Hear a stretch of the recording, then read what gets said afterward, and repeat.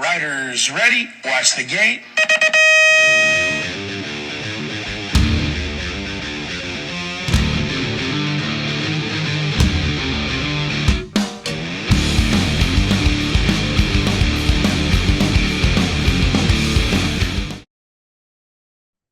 All right, man. Welcome back, fellas. Welcome back. Man, it's been a while. Yeah, dude, travel and what have you, and Shit. all the stuff we've been doing. It's been Been a good. while. It's been good. EC, Yo, you have not what's up? taken family pictures yet, have you? No, I know I'm early. I Yeah. know. Even the lady who did it, she was like, she pulled out her phone. She's like, "You're early. Like you're like a month early."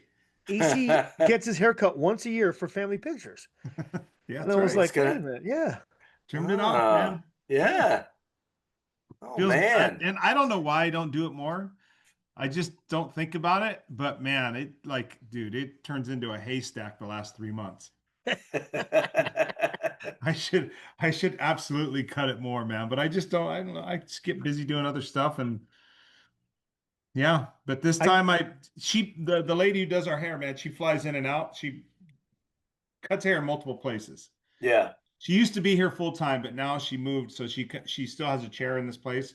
So she was in town, and Cool. there was an open spot. I said, "Yeah, I'll take it. Let me jump in there." So here we are, Brother, we missed you in Oklahoma, man. Oh my Yeah, it God, was not good just time, us. huh? Dude, a lot of people missed you. Yeah, everyone was asking about you. Of course they're going to. I Yeah. mean, everyone was asking about you. Yeah. Especially Gork. Gork was asking. Gork was like, "Give me, where's my jersey? No, Where's I'll my tell you the part jersey?" where we walked in, and on the right when you walk in after the door on the left-hand side, there's a big picture of you. And There is. It's awesome. And JV Of stops me? in his tracks of Yeah. you. Yeah. No Yeah. way. JV stops in his tracks and he looks back at me and he says, I hate that guy. Ah. I'm sorry, you were walking with Judd. Yeah. It was Judd. Anyway, we really missed having you there. I mean it was fun to do. We still had a great time, but Sure. we really missed having you there. Yeah. Yeah. We were lucky. We had a Gork set us up in the archive room, and I don't know if you saw one of the dirty shorts, but like the background, we were able. Mike brought the step and repeat and all that stuff, and we were able to set it up. We had a couple of good ones, good Sweet. little interviews. Yeah. Yeah, it was That's pretty fun. cool. It was fun. It was good. We got some good intel. It was great. And we, Yeah. and we had a good time. The night Yeah. was good. The shenanigans. Yeah. Shit, was there a lot of shit? I can't remember if we didn't Hey, really. hey, hold on. If you don't remember, that's a telling tale. That's right. That's right. Dude, and we went, dude, the best part was one of the highlights, absolute one of the highlights was JV had scouted out one of this little burger joint. Oh, From the yeah. minute we got there, JV had scouted this little burger joint, and it was, man, had about 6 seats at a counter, cash only. Cash only. They start serving like at 10 and they end when they run out. When they're gone, they're gone. no way. Yeah. And we got there about 1 and we got the second to last 2 burgers. Right. It was crazy. Yeah, it was crazy. And just old, it's the same thing. The menu items were burger, cheeseburger, double cheeseburger, Yeah. double cheeseburger with bacon, and that's it. That's it. So good. It was nip and sip. It was nip and sip. Yeah, exactly the same we grew up with. It was awesome. Yeah. That's how you got it. That's the best way, Davey, you would have loved nip and sip. Oh, You would have really thinking loved about it. it now. Yeah, I dude, you wish. would have loved this place where we grew up. The place that was right down the street from EC's house. We always went there after the races. It was man. a plywood shack. Literally. And See, I they love would that lift too. the front piece of plywood up, and that was when you knew it was open. And there were no hours. It was open when it was open. It was closed when it was closed. Oh, I love that. You No would drive fries. down there sometimes, and the wood would just be down for no reason, middle of the day. No fries, potato chips. Oh, wow. But the burgers were same thing. Greasy old burgers, just so good. Yeah. And it was That's just what an old couple that clearly they had been retired for a long time, and they just had this wood shack on the side of the road, man. And but all locals, everybody in town knew about it. It was it was called Nip and Sip. We called it Burp and Slurp. Yep. And, Slurp and burp. Yep. Loved it. Slurp and burp. So and, good. but we would go there Wow. all the time, man. It was awesome. Yeah. Yep. It would have been in JV's top 10 list, I'm sure. But Yeah. this place, the place we went to was awesome. And then, yeah, had a good time. And then I was very fortunate. I got to go over to Guy Cooper's house with Oh, Eddie wow. King afterwards. And that was an adventure to see Yeah, I his. heard that's pretty cool. I'll post a picture. I'll post a couple pictures right now of Yeah. his I heard he has his a really buildings cool ranch. full of bikes. Yeah, Great piece I of heard his property, ranch- but I was mostly interested in going in and seeing all the old bikes and Yeah. old motorcycles and and listen, and I fanboyed because it was Guy Cooper. Yeah. Right. Malcolm Smith rider from, just a huge fan of him. So Yeah, it no, was he was rad dude, man. super rad and super fast supercross racer. So loved it. Hollywood, what shirt are you rocking? I always check shirts. Oh yeah, Booyakasha! there it is. Wow. Factory. I see what JV's got on. JV Yeah, posted yeah, it up mine's from- the obvious. You Yep. got the jersey, bro. I went with our friends. Yeah. Peer budget. Love it. Love it. Yeah. Hey, I got mine handy right here. Oh, That's there right. it is. Let's see the back Yeah. though. Yeah, it's very handy. Let's With see my the buddy signature Jeff in the back. Osmus. Yep, there it is. Jeff Osmus's autograph on it. Okay, it's all right. Yeah. Perfect. I raced today and I didn't wear that because I would have worn it today, but it was, can't do You it. raced today. I did. I raced today. That's for you. right. You never it's like know. last chance for local points, dude. That's right. No, I got till December 15th. Dude, that's the reason I raced was one of You the got other. qualify for the One of the dads. Gold Cup. He's gotten ahead of me in points. I can't have that. Are you gonna get a top 10 jacket this year? I'm getting my jacket.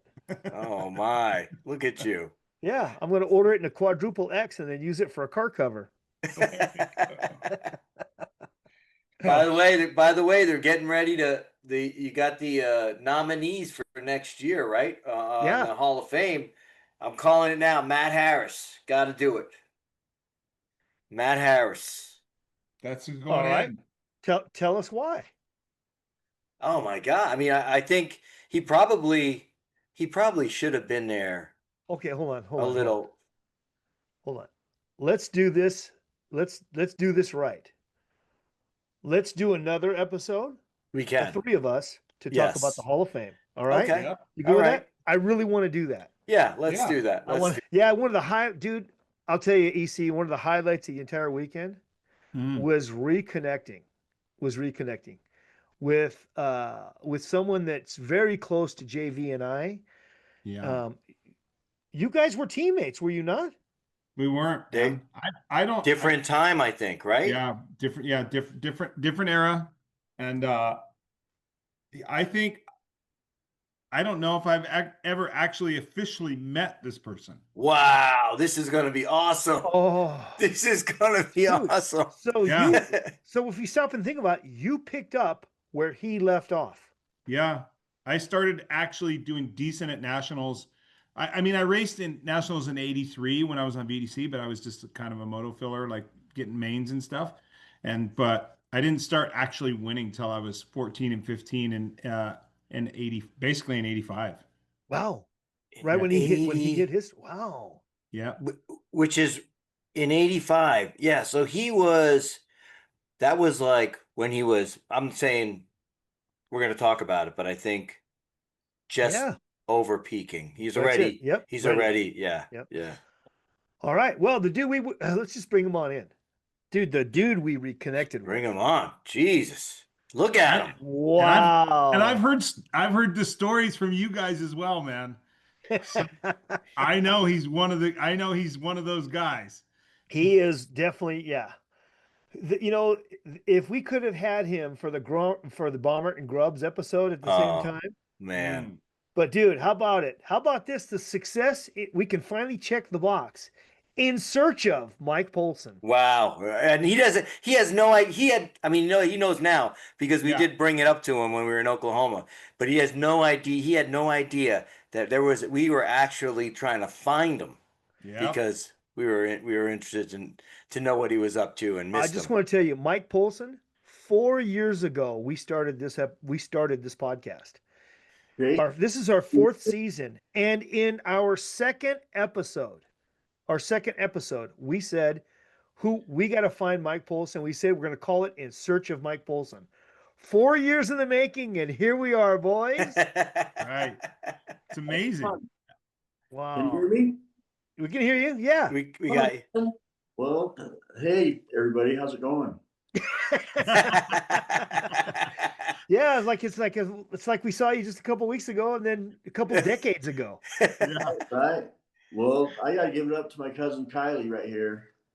Yeah, this would have been possible, man. Yeah, he's been instrumental in bringing you back into the public eye. Yeah. And Kylie's let me great. tell you, you have been missed, man. And we've talked about you. We've had people all over the country looking for you because you are so special to the history of BMX, to the history of a brand, and you were so impactful to so many kids at Woodward Camp. You have no idea. Crazy, huh, Mike? How we were. Crazy. Don't realize. Well, we always start the same way. Tell them, JV. All right, let's welcome Mike Poulson. My God, if for those of you who don't know Mike, let me give you a little bit of a quick rundown. Old school BMX racers, accomplishments include Jag World Championship, had multiple sponsorships that we'll go through in a little bit. A ton of appearances in BMX media. Also induction to the BMX Hall of Fame. Actually, this year, congratulations.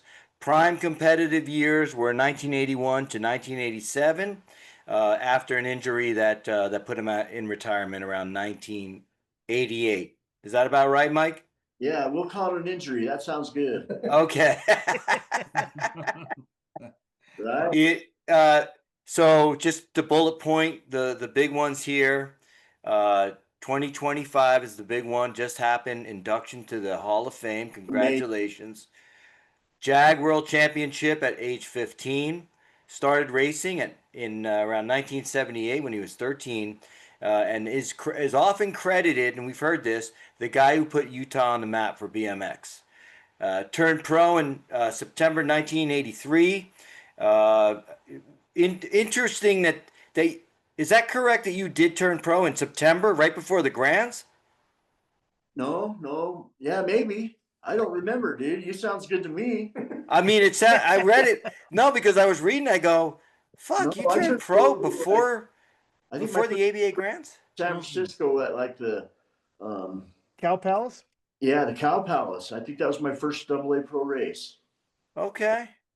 All right. Right. Big one here. We talk about it all a lot here. Terrible 10. You are part of the original Terrible 10. Oh. EC right here. Been in there a couple of times. Just Yeah. throwing that in there. In there. Yeah, but that group, man, that group that Mike was a part of was Legit. More than legit. Yeah. Those were the heaviest of hitters, man, and that was inspirational. That was really the inspiration for the next round of the Terrible 10, because the hitters that were in that group were so amazing, man. That was there's some. Hey, all those dudes in there were, huh? Yeah, really, really good. Yeah. You were also part of the up and coming pros. That was a big feature back then. Featured as hottest rookie pro. I am assuming for racing, but I'm not going to say it wasn't for looks though. Oh no, Paltry. we'll go with racing.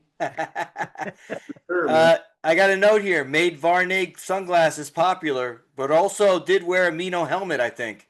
So Hey, you might get a negative for that one. You know, money talks. You know what I mean? So, yeah, I paid to run that helmet. That was cool. 3 seconds, man. Hey, it was the second ugliest helmet ever. Yeah, Right. second ugliest helmet That's ever. true. You guys have something in common. Appeared in a BMX. You appeared in BMX Racing Fever book in 1981 and the Big Blue Marble Kid TV show you were in. Right. Actually, you were in a TV show. Was one of Woodward Camp's original coaches. Your sponsorships include Bingham Schwinn, Proneck, and then, of course, Schwinn in 1980 to 1983, and then Pro 83 to 86. Right. That's what I got. Yeah, yep. Had a few people in there that supported me all along the way. And me and Mike were some of the first ones that they hired us that first year Yeah. to work at Woodward. Yeah, it was yourself. Yeah, you were first.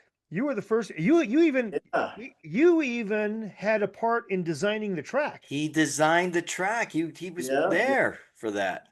I hope it was cool. Yeah, I just thought of some stuff that I thought would be cool, and I tried to remember like Corona's first turn and how they had that big, long, rounded turn. And then I always liked some triples in the corner, and then step up. And yeah, they flew me out there. I think I was like 16 or 17. I had a broken leg, and I sat down in a lawn chair and told this guy with the tractor what to do. I didn't know what the heck I was doing, and they just. I think it was not Gary Reed, but his dad. Yeah, Gary's dad with the tractor. The old guy with the tractor, and started doing that track. And I was sleeping up in Ed Isabel's house, scared out of my gourd. Yeah, kind of track. And, Dude, speaking of you being broken leg in your cast, I saw a picture of your cast earlier. It's in the room, in the shrine right there. He's got it. Yeah, it's you guys do a podcast just on his Schwinn room with him. It's amazing. We'd like to come visit is what we'd like to do. Yeah. The cast is actually over Poulson's right shoulder. That is part of the cast. No way. Yeah, right. Yeah, you can see it. Anyway, dude, you really that first year of Woodward was, we didn't know what we were doing. We were just making it up as we went along. Right. And we called him Poultry. It wasn't Poulson, it was Poultry.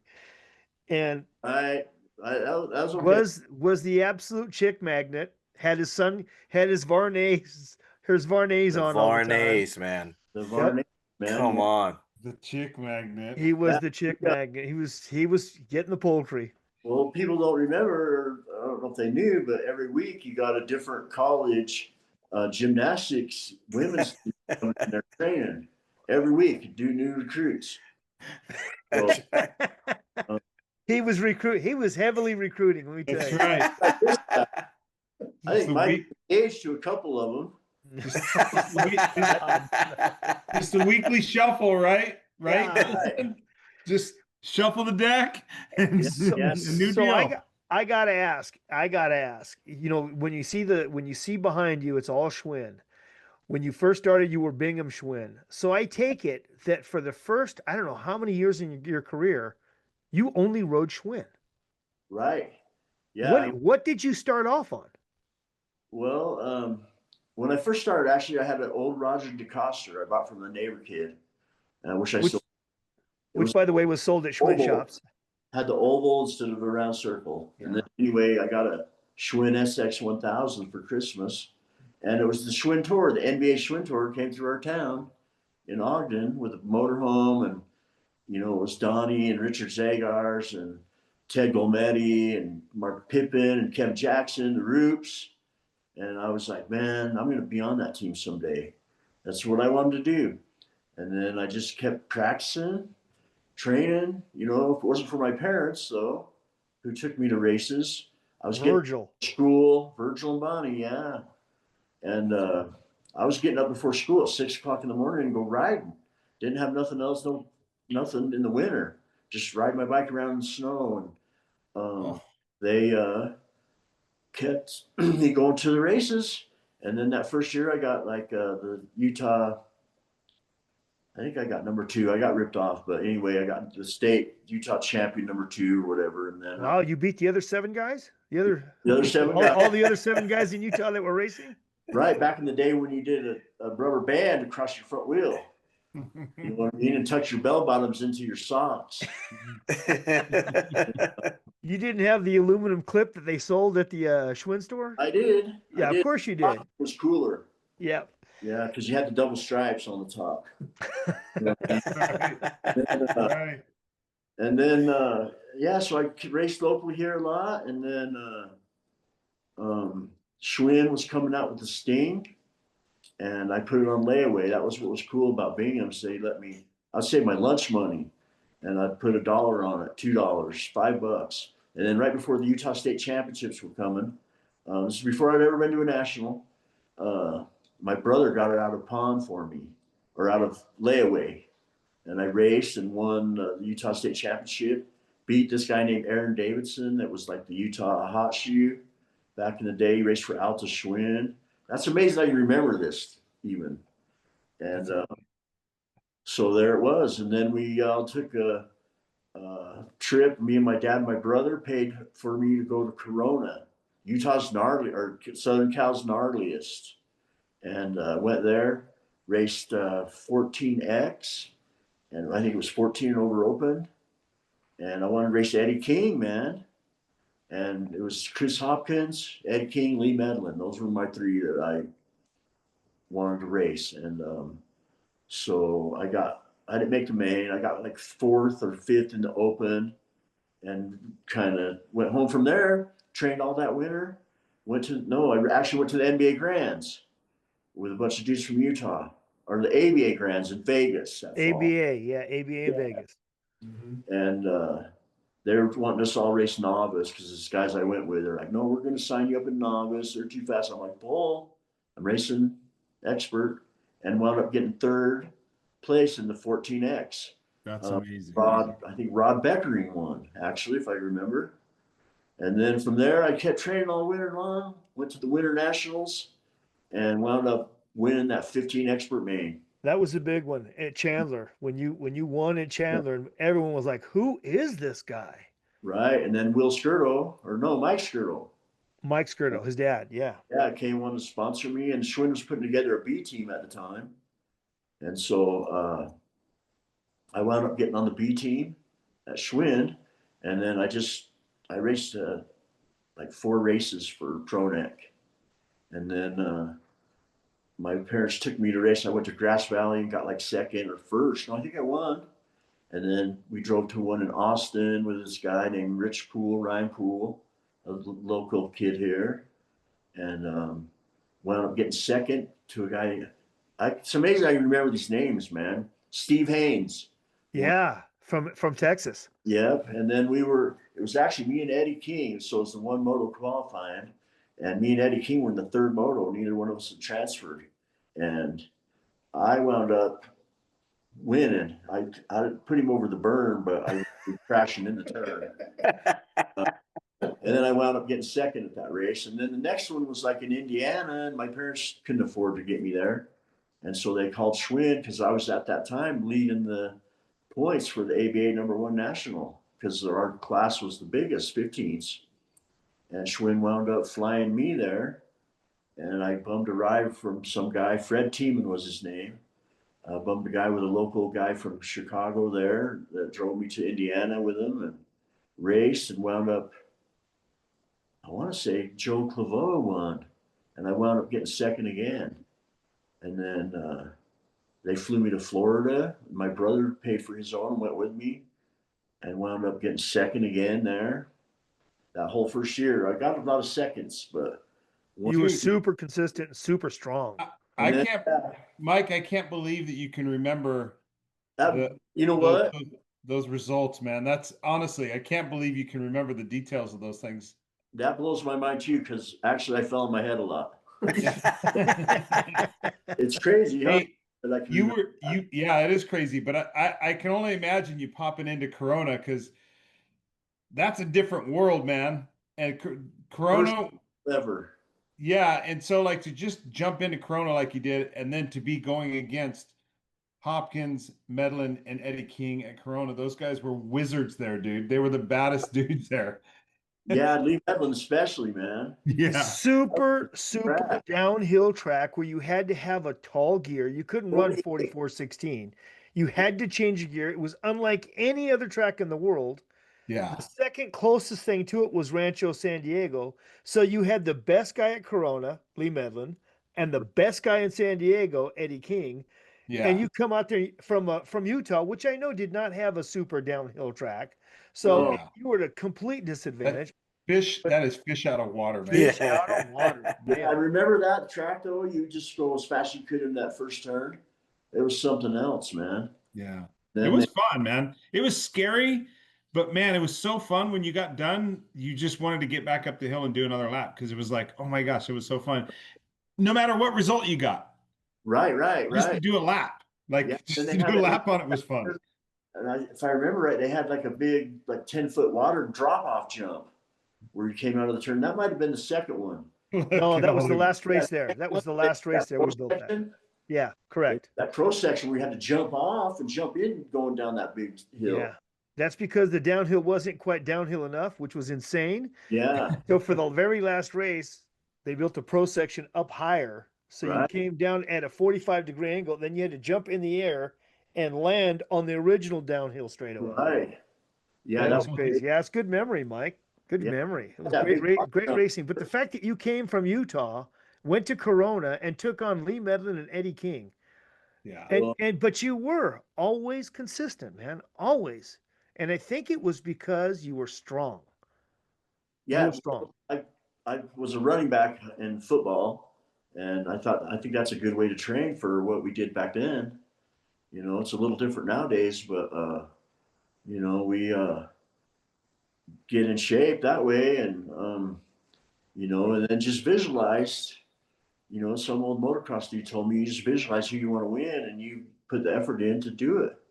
You know, and everything I ever did my whole life, good and bad, I was always obsessive and did as most and as much as possible. You know? And so, but I Dude, was very lucky to have my parents, man. Very lucky. Couldn't have done it without family. Like just right now, I wouldn't be able to be doing this with you guys right now if it wasn't for my cousin Kylie. hey, so I want to tell you that whole thing about visualization. JV, do you remember the clinics we did? Brother, I was just going to jump in there and say that was a clinic that was actually taught at Woodward, was the visualization piece at the Woodward. the first week, after lunch, we would all go down below the cafeteria with all the BMX kids, and we just said we're going to have a clinic. And every day after lunch, we talked about some subject. And remember the first week, man, was like, hey, what are we going to talk about? And then we're like, let's talk about nutrition. Yeah. It takes 24 hours to digest a steak. I don't know who came up with that. But I remember it from that. And I do remember Poultry goes, hey, we'll do one about visualization. And we're like, yeah. And then we went up. We left the room. We just let him talk for an hour. Well, I have no idea what he's talking about. Can't even spell it. But hey, go I ahead. know. Poultry was visualizing the next wave of gymnasts coming in.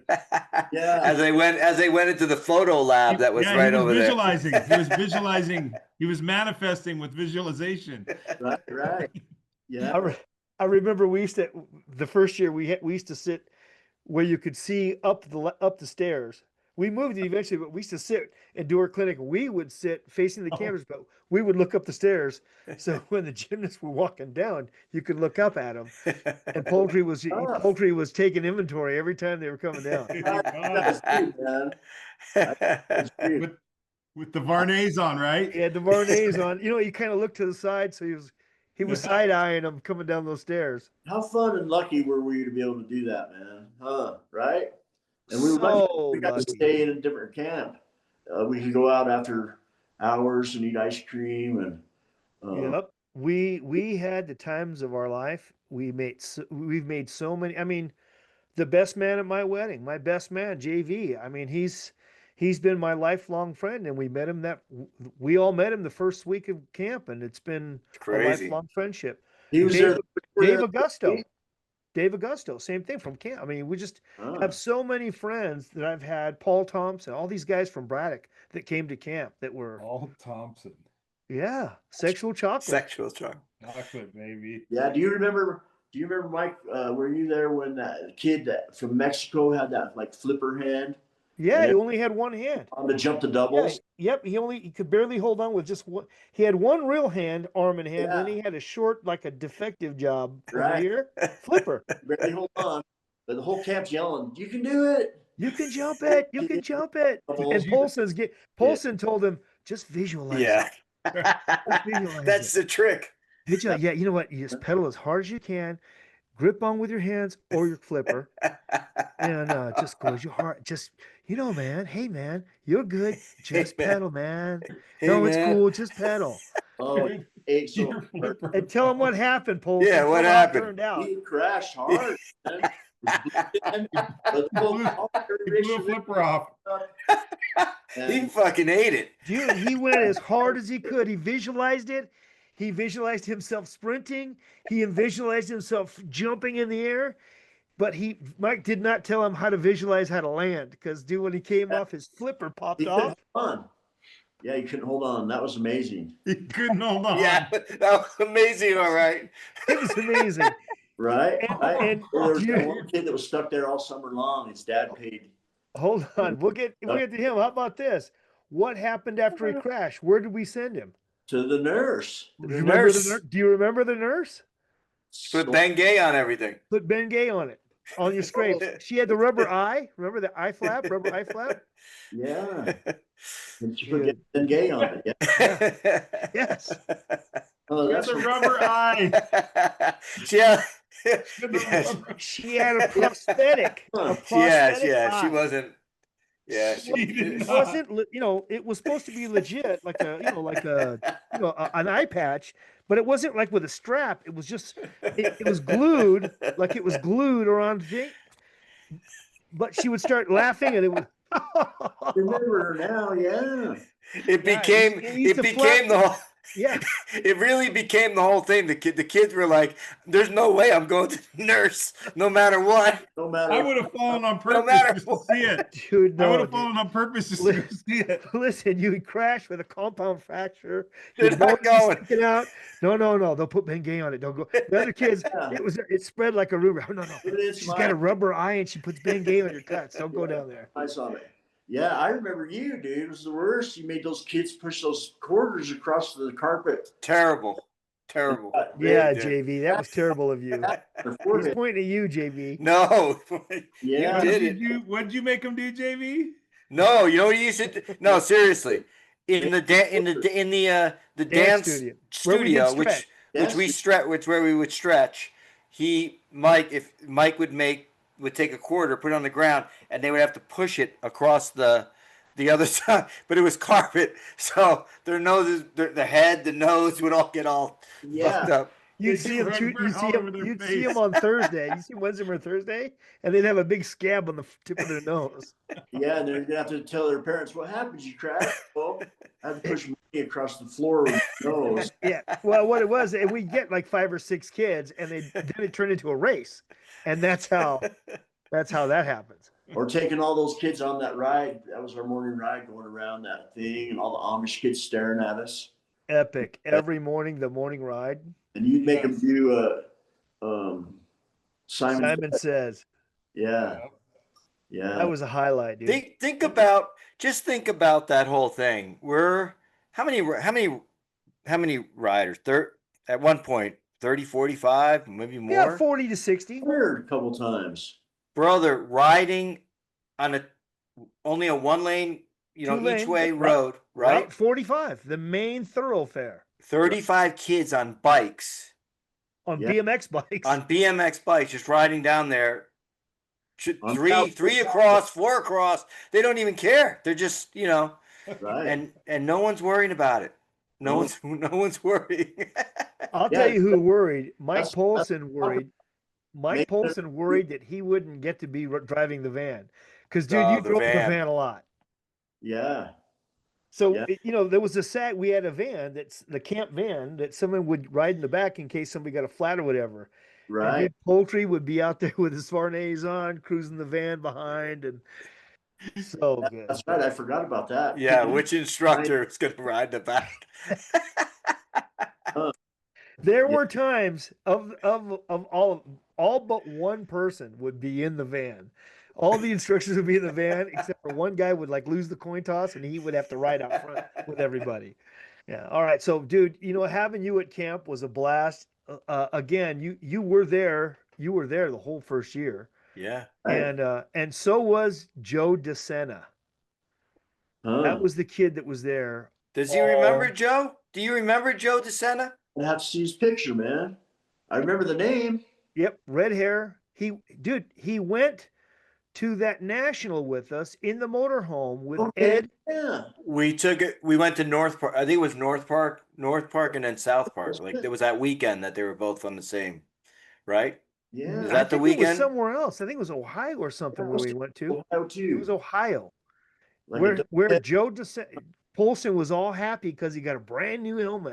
Brand new Bell helmet. I think you were Bell, right? Was it Bell helmet? Bell helmet. That was before the Mino tragedy. yeah, it was. But I think it was before. Yeah. And so he had this brand new Bell helmet, and we've Oh. driven for 5 hours with this kid that was, it was a camper, and we just Wouldn't stop we talking. just took him. Yeah, he Yeah. talked the entire way. And so Yeah. we get to the races, and he goes, "Oh, Joe, Mike, I forgot my helmet." Yeah, forgot his fucking helmet. Do you believe that? Yeah, was that the same dude? Who's like, oh, where's your shoes? Oh, I think I left them at the motel. Yeah, it sounds right. No, That's exactly what he would do. When It's we crazy. drove home, he left him outside the motorhome. We drove off without him. But the Yeah. point is, he gets to the race, he does not have his helmet. I don't have a So he helmet. goes, I- hey, Poulson, can I use your helmet? I don't have my helmet. Can I use your helmet? And Poultry being Being a nice guy, yeah. if he had asked anyone else, we'd have told him to kick sand. But Poultry goes, yeah, all right. I'm down. You know what? You gonna stop some kid from racing, man? Yeah. There you go. There you go. Hey, Me too. tell him, JV, what happened. And then he dropped your helmet on the fucking gravel into a big chip in it. Yeah, right I there. don't You go remember to that. hand it to him. He goes, oops, bang, into the gravel. He dropped it right on and the then gravel. ka-chipped Boom. it, and then to make matters worse, he goes out and wrecks in the first moto and just scrapes up the side.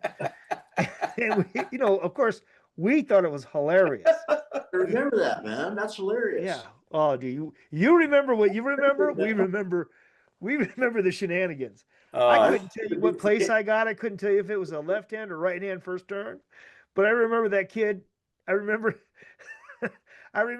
he was walking back into the motorhome, and it came over the loudspeaker, Joe Desenna, please report to registration. Joe Desenna. And he turns around. What? Tell him, JV. What? What? Here. Oh, Yeah, that's funny. That's that dude. I do remember him now. You remember that? Yeah. I do remember him. Oh my god. Yeah, that's hilarious. dude. And you know that what guy now is a very successful dude. Huh. That's the moral of that whole thing. Well, both ways, man. Don't touch nobody. He invented the Spartan races or something, Yeah. something like that. Yeah. Yeah, he's a promoter of all the Spartan races. All right, so we were talking about your travels and your success in the beginning and how you got to be the Schwinn guy after going from the B team to the A team. Right. Who was on the A team at that time? It was I think like Pippin, he had quit, and I think the Roops had Oh, quit. the Roops. Yeah, I think they got rid of them when I got on. It was me and Donnie Okay. Jackson. I don't think they had Richard Zagers anymore. They had I want to say Robbie Miles. Who else was on? Another kid from Texas. Lindsay, what's her head was on it? Girl, right? Not yet. No, she Not wasn't yet. until Julie Lin- Lindsay. yeah, Lindsay, Julie Lindsay, yes. right. And How then about Jeff Moten? Jeff? He wasn't on until later either. Okay, so before that, Him and Billy Griggs was we Yeah. sold CW's riders. yeah, that was before that. So before Lawan Cunningham. No, that's after two. Luan was with Mike, right? Luan was on your team, yeah? That was after that The was second generation, yeah. manager.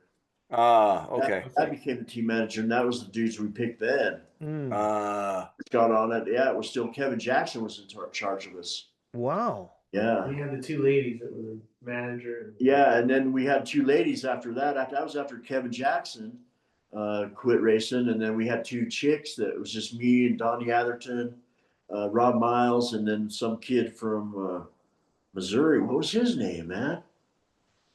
He'd always say, 2 eggs looking at me. That's how he ordered his breakfast. But 2 eggs looking at me. yeah, with Kevin that time we had a race in.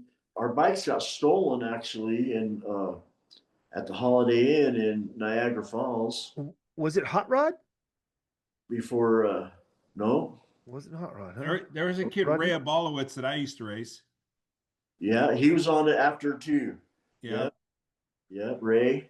And then anyway, we ran like this big tab up at the Holiday Inn that looked over the falls, like $3,000 room service bill. Me and Donnie, and Kevin Jackson got in trouble. And then after that, next year, Donnie, they let him go, and then Bob Drake was the team manager, I think, that next year. And then me and Donnie went on summer tour with him.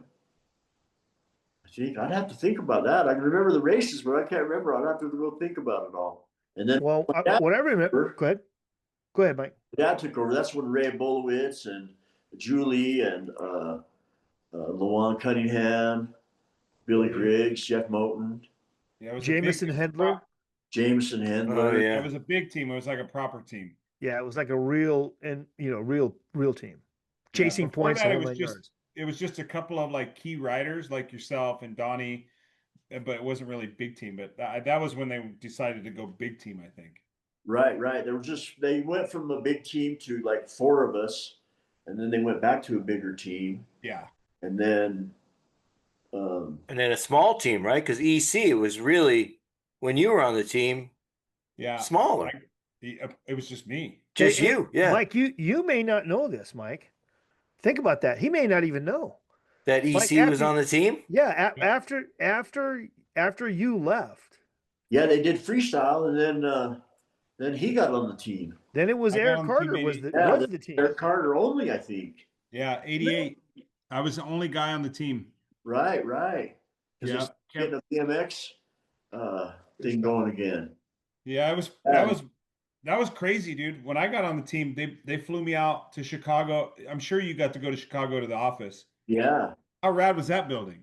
It was so. I didn't go to their office. I actually got to go to their warehouse before they shut it down. Oh, And so that was before me. I didn't go to a warehouse. I only got to go to an office building in downtown Chicago. see, they didn't have that then. I don't think when I was there. And there was there were floors that we weren't even allowed to go on. Huh. It was a 6-story building, and Kevin Jackson. There was another guy named Robert. I forget the guy's last name. God, I can't remember his last name, but we went to get in the elevator. He's like, "Yeah, I can't. My card doesn't get me on that floor." That was where all their prototype stuff was.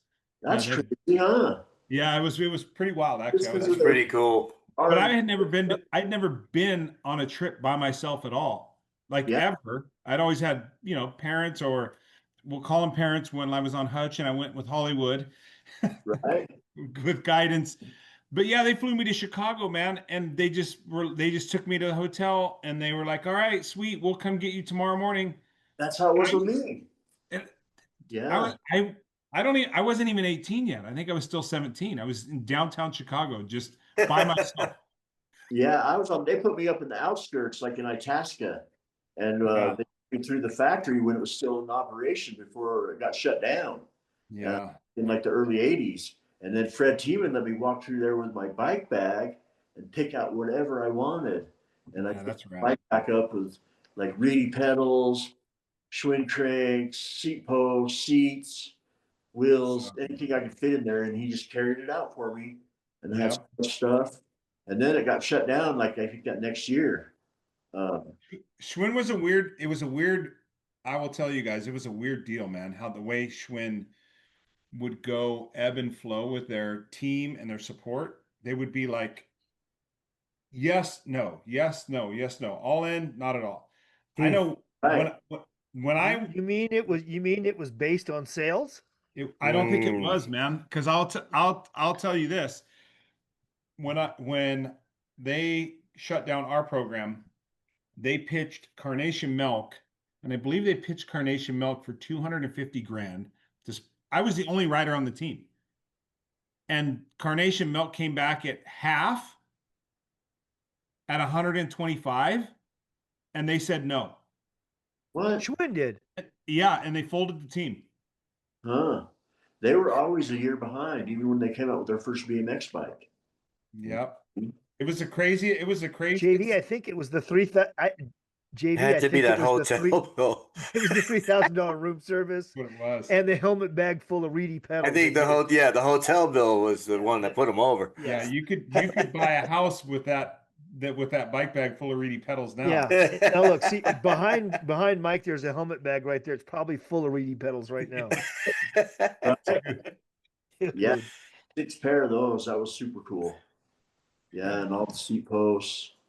And then I stole one Sting seat post out of there. It said, "Do not remove from bin." It was really cool, like a super like chromer looking one. And I stole that one. It was really cool. And then, like you say, Eric, they took me and just stuck me in this hotel. Yeah. And somebody that worked at the factory, they just had me come pick me up. Like you said, we'll be back tomorrow to get you to take you to the race.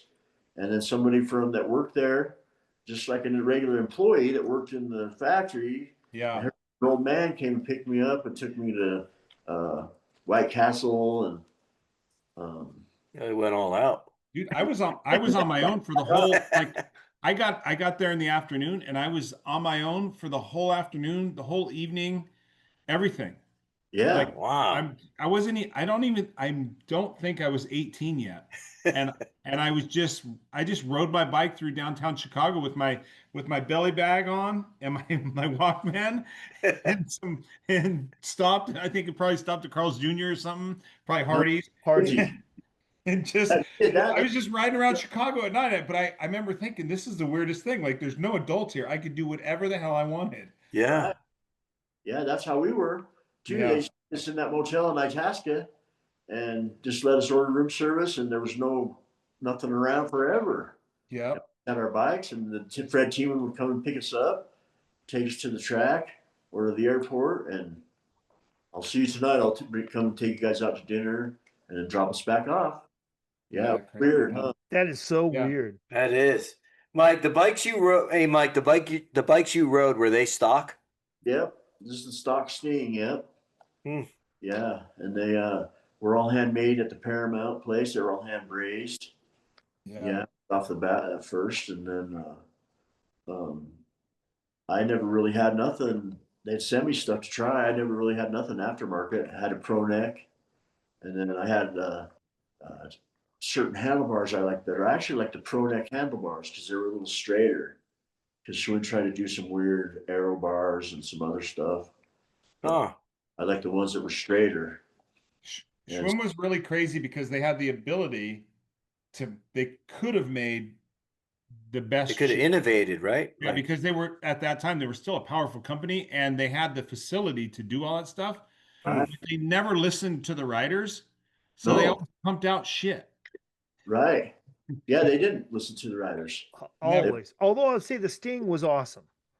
Yeah, it was a cool bike. Yeah. Yeah. But other than that, and I don't think the writers had any. I don't know if the writers had any input on that. I mean, it did say R&D on your leathers, though. Because they would say stuff. They had See, good, but those Philip brazed welds were amazing. Those were so beautiful. And then the blue and red that they had on their frames was unbelievable. That blue was spectacular. Yep. I know. Yeah, they were so beautiful cool. bikes. And then they started cracking on the back by the seat post because they had the inch seat post, 5-inch head tube, Yeah. and they started TIG welding them on the back. But because they were hand brazed in the Paramount factory. Yeah. So this guy, my cousin's got them all, dude. He's got, So rad. they're so Dude. freaking cool. We're going to make a trip out there, and we're going to take the tour and Man, record the whole thing. It's going to be awesome. it's amazing, all the stuff back there. I Hey, don't you know what's what- going to have to happen is before that, why don't you guys do a tour of it and send it to me, and I'll put it on the podcast. Absolutely. Yeah. Yeah. Absolutely. Yeah. All right, we're getting a tour of basically the Schwinn Shrine in Utah. Kylie Crockett is kind enough to have built this shrine for Schwinn and the career of Mike Poulson. And so you see all kinds of great stuff. It starts with an oddball red line, but then There's all the Schwinn Stings and Mike's old uniforms from, the Schwinn Factory team, from his Bingham's Schwinn, the R&D pants that that JV was talking about. Pretty cool. And the kick-ass Schwinn bikes, huge Schwinn start banner. Don't know where that came from. All of the old gear, including Mike's cast, which is hilarious. His bike shop jerseys, just so much cool stuff. Dude, if he ever puts it in a trailer and brings it to Dirty Fest, I swear I'm gonna lose my mind. Check out the scramblers. Oh man, that is so good. It is like a really just a museum for Schwinn BMX from the 80s, late 70s, and all of Mike Poulson's memorabilia. Dude, it's just absolutely crazy. So good. Can't wait to see it in person. Can't wait to have him bring it out to Dirty Fest. So Kylie, thanks for doing this. Thanks for putting the whole thing together, man. You're awesome. All right, I got a tough one to ask you about, Mike. I got a tough one to ask you about, I just for myself, I remember how difficult this is to even have this question brought out. But man, I got to ask. There was a time that you were dominating, and you were in the biggest class with the most points, and you were in the running for the number one amateur. Right. And if I remember correctly, you were in your semi at the ABA Grands, the greatest show on earth. And all you had to, I think you could have got like fifth or sixth in the main. Yeah. And you were leading in your semi. Is that right? No, well, I made it to the main. You did make it to the main. Yeah. And you could have gotten whatever in the main, and you would have been the national number one amateur. Right. And you were in the lead by yourself. And just crashed and went down. Oh. Yeah. But you know what? Nobody told me. I wish we would have had, it was high tech back then. Nobody told me that I needed to get fifth or better is all. You know what I mean? So I'm just going to win. And I lost by like 6 points. Yep. Wow. I just remember that there were a lot of us that were, watching you, thinking, man, this guy he's going to be a tough pro. I mean, he's going to be a battler, because you were consistent. You were like kind of like Eric Group. You weren't flashy, but Right. you were strong. You didn't make a lot of mistakes. You were consistent out of the gate. In a three main pro system, you would have done. We all think, oh, he's going to do really good. He's going to do really good. And then we watched that happen, and we were all, a lot of us waiting behind the hill, watching it happen. We all were like heartbroken for you. Yeah, that was a drag for sure. Do you replay that in your mind at all? Have you ever replayed that in your mind, Paulson? No. Like, what could I have done, or what do you ever do that? No. No, not at all. Yeah. No. I remember. It bums me out that somebody didn't tell me I only had to get fifth or better. Because then you would have paced it right. Yeah, sure. I would have known that information, but yeah, I remember. You know how crashing goes. You just all of a sudden you just remember picking yourself up. Right. Like, what the hell just happened? And so. Okay, well, I got to ask JV. I was nobody. JV, do you have one, or you remember all the time? You think I do, but it's not about me. So let's just talk about Mike. But I do have one that I replay in my brain all the time. Dude, can I tell you? I have one too. I replay in my mind all the time. It's crazy. Yeah. I EC? can remember or replay. Without a doubt. Does anyone want to share what their moment? Yeah, I got one. I got one without a doubt. Yeah, mine too. Yeah, 85 ABA Grands. I went in and I had the rider count to win the whole damn thing. And I was on free agent at the time. We talked about it a little bit on this podcast where Doug was messing with me behind the gate and all that stuff. But yeah, dude, I got in my semi. I think it was actually my quarter. And I was behind Lonnie Tatton, who I would beat. Lonnie was a really fast kid when he was 12 and 13, but at 15, he kind of tapered off. And I just followed him the whole way, the whole lap. I stayed behind him. I didn't try to pass him. I was just frozen, dude. And I can still remember coming out of the first turn and thinking, oh, it's Lonnie. I'll be able to pass him for sure. And I just didn't. And for me, I'm a rider who I would pass a lot of riders. I love passing people. I still to this day do not know why I didn't try. I didn't even try to pass him. I just rode across the finish line. I remember thinking, what the hell did I just do? Yeah, that's crazy. I remember one particular when I got in trouble actually by my dad sitting down before the finish line, taking forward Ooh. and getting past at the finish line because I'm sitting down thinking I made it.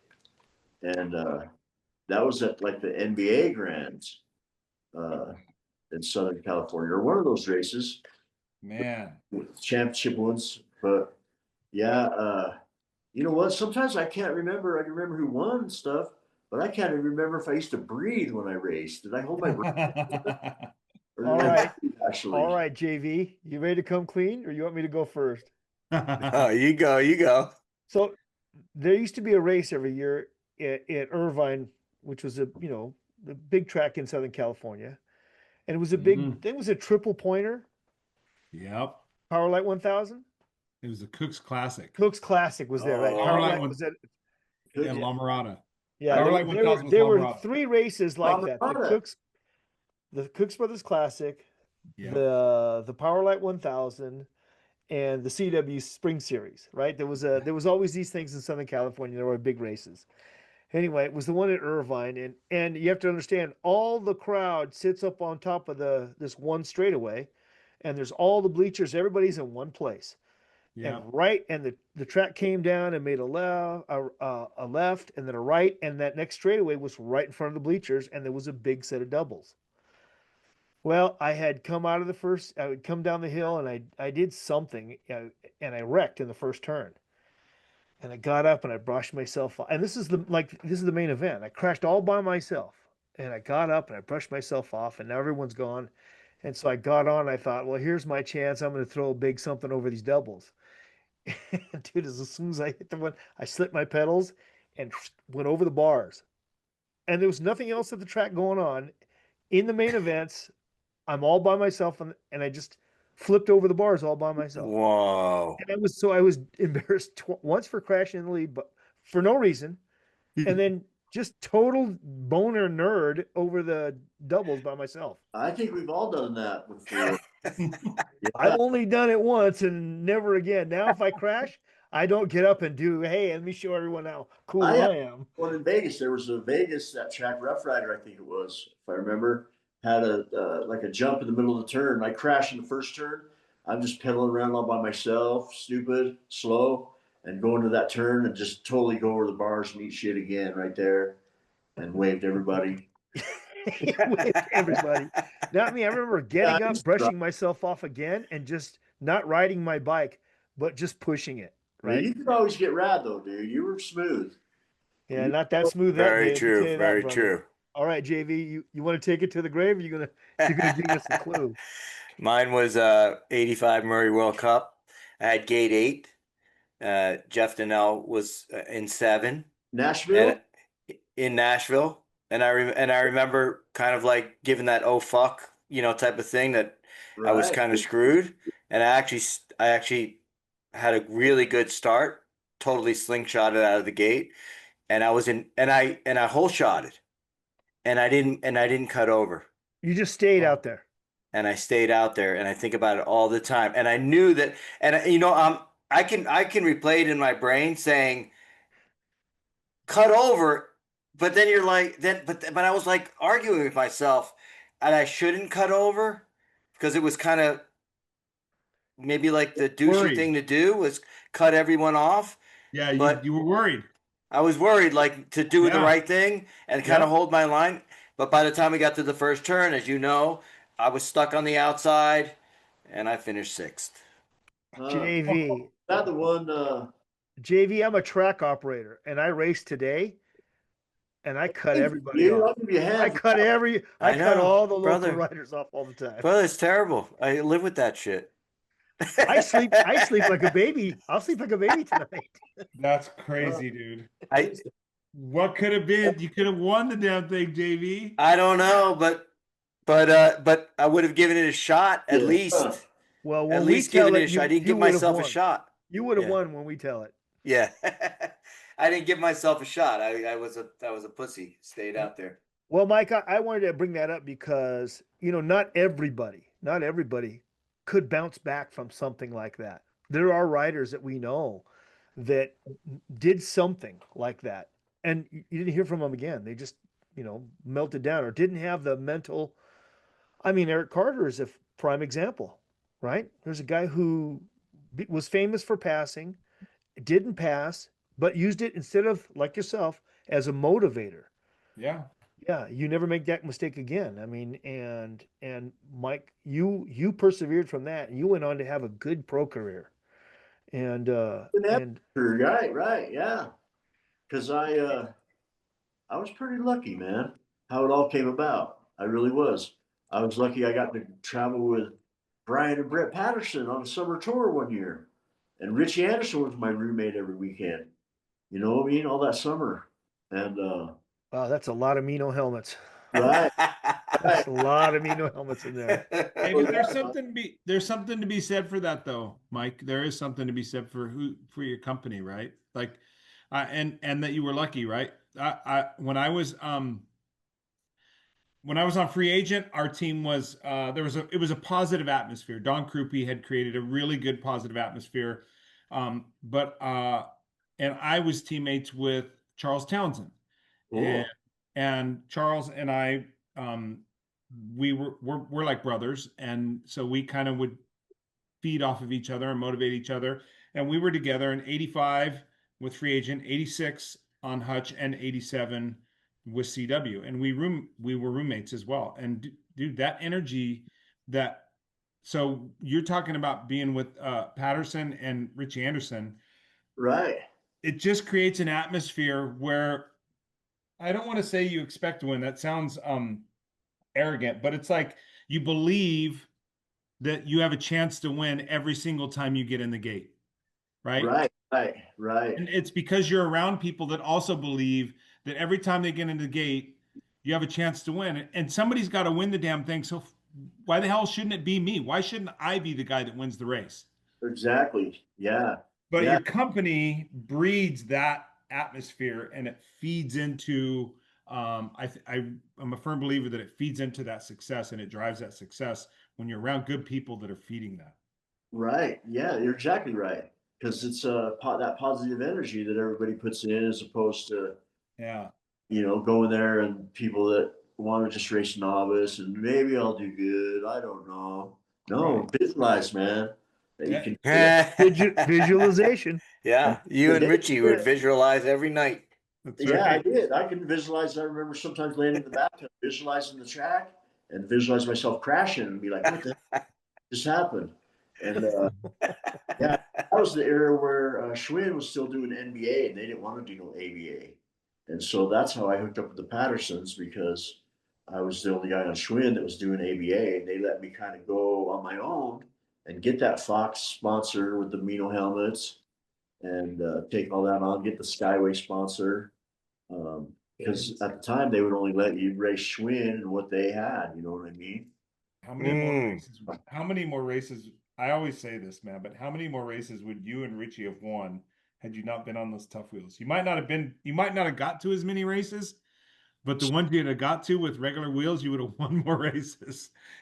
Well, somebody said that's why I crashed at that NBA Grands or that Grands that year, because I went to the first turn and my tough wheel flexed on me or some crap. Yeah. It caused me to crash. But yeah, I almost got national number one running them that whole year. You know what I mean? It is actually insane, especially now, right? Like as technology has progressed and we know what we know now about inertia and rolling weight and wheels and how much wheels weigh and how much it And plays. wind resistant with those flat blades on the sides. I mean, Yeah, there's like We never thought yeah, of that back the then. handicap that you guys were strapping onto your bikes Right. is insane. It actually Yeah. it's absurd. The amount of races that you and Richie would have won had you not had tough wheels on would have been Yeah. it would have been crazy. It's maybe, you say that maybe. the next year when I stopped running them, I stopped running them the next year, and I was faster, a little bit faster. Yeah, Of course you were. like 16 or 17x then. But yeah, that's crazy. That but you know, they paid money, man. You guys, Yeah, hey, You And know, like you said, it got you to more races. I Right. had Pro Forks on my bike for a little bit, man. what's that? I said we had these. It was after you had retired from BMX. There was a company that came in and they sold everybody on this idea. It was called Pro Forks, and they were just a heavy piece of shit fork that they said BMX riders needed suspension forks on their bikes, and all the pros they paid all the pros, but they paid all of us, and we would put them on and basically we would lock them out. All we were doing was strapping weights to our bike. That's crazy. But they paid. I think I remember seeing them though. But they Yeah, paid they money. paid. That's right, man. But they paid back in the day, right? You were right in the era before it was still BMX. Well, it was still motocross a bit more. Yep. And had water jumps and like. Did you any of you guys ever get to go on a summer tour with the ABA or any of that? Like for 3 months straight across the whole country, racing a different track every night. Did you Yep. guys ever do any of that? That was I crazy. did not every night. Yeah, Yeah, EC and I did together. I did a few times, and EC and I did one together. It was life changing. Yeah, that's a good way to describe it. In '86, it actually you actually bullseyed the description in life changing. Shit. I certainly know that my life took a detour Right? on the things I saw and the things that I couldn't believe and the things we did. The things we did. Yes. Yeah, that you thought you could get away with. Summer Well, tour we is a got rite it. of Well, Summer except tour is a maybe rite of one or two. passage, We got it. dude. It's Yeah. a rite of passage. It is. Summer tour is a rite of passage. I wish, well, I don't know if they do it like we did it, but man, No, I don't think 6 so. weeks in a motorhome with Hollywood, you can only imagine how out of control that was. Right? we lived life to the fullest. Right, Every right. day. Every single day was an adventure. Before the races, at the races, During during the drive to the races, it was always an adventure. It was always exciting. It was- and, Poulson, you know what it was? It was Woodward Camp in a motorhome. right. It was. Yeah, and you go It was all the things that you guys pushing pennies across carpets and midnight Olympics and all the Woodward shit. It was all that same shit in a motorhome for 6 weeks. yeah, it was too. And then we went with like to have the red line team, Stu and John Cruz and Rubiner were following us with the ABA van, and then that was the Red Line Summer Tour. and we bet, and Paul Grassrow was there one summer with us. The Jag was sponsoring it. The Goose. We bet every time we go to, you'd get that local kid that would try to take you out in practice. Dude. He wanted to beat you, you know. And Yes. then we'd bet who can kiss the most girls, and we bet I can bet you $1 I can kiss you without touching you. And they'd be like, okay. And so you just plant one on them and give them $1. You know? So that was my move. You know, That was his move. yeah, that was my move. That was the Ogden special. Fun. You only had 10 minutes, man.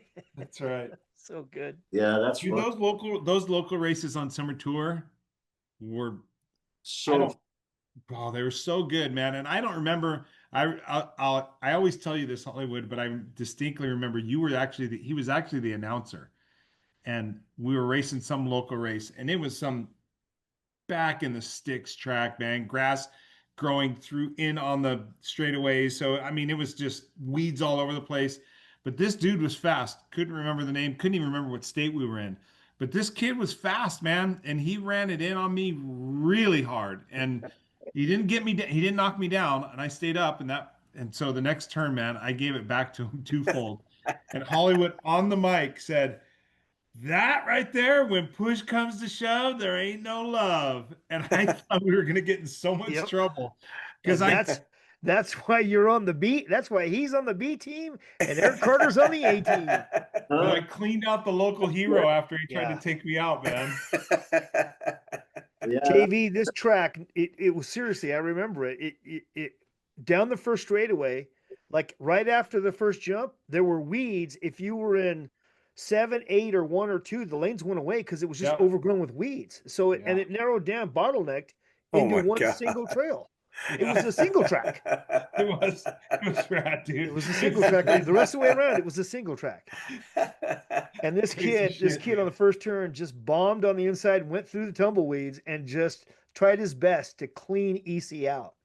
And I Yeah. was on, you know, you know how we used to do it, JV. Yeah. JV and I have done a lot of clinics together at tracks, and we would get up, we would offer, hey, you want us to announce?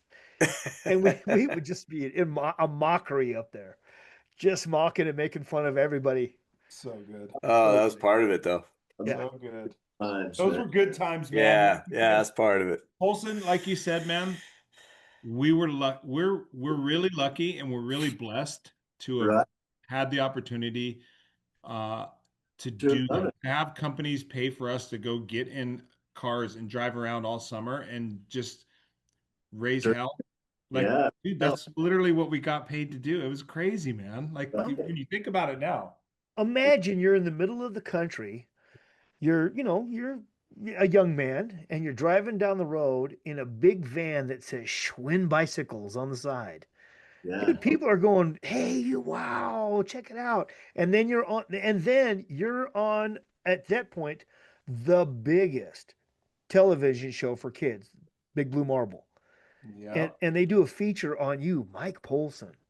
Yeah. Dude, that Way that cool. is something else, man. That's movie star stuff. Yeah. That was cool. They came out to my house.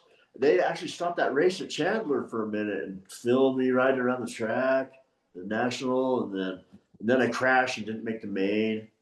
And then it was shit. that was something else, man. They took And us we're out like, there. plot twist.